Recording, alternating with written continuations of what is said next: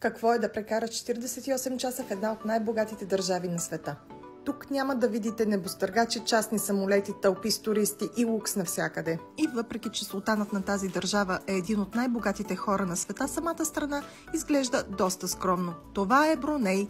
Няма метро, повечето хора се придвижват с коли, а градският транспорт е нередовен и изглежда ето така.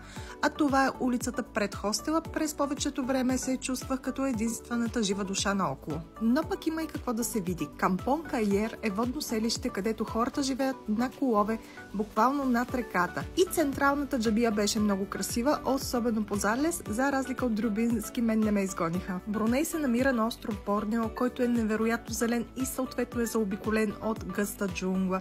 И да, тук можеш да видиш дългоноси маймунки, съществуват само в тази част на света. За съжаление не успях да ги хвана много добре, но ето една снимка. А вечер The Place to Be е нощият пазар. Храната е ефтина, не бих я определила като вкусна, но атмосферата е спокойна. Има и молове, но не очаквайте тълпи или луксозни марки, всичко е много лежерно. За мен Бруней е една неразбрана държава, спокоен, различен и по-своему красив. Ти би ли прекарал 48 часа тук?